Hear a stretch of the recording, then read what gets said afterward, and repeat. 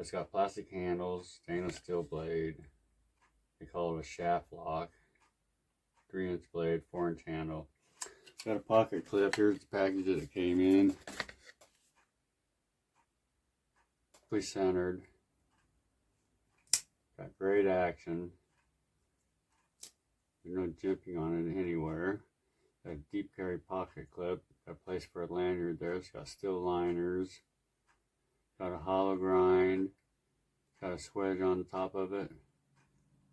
It's a nice looking knife. I like it. It's kind of a light green colored handle scales.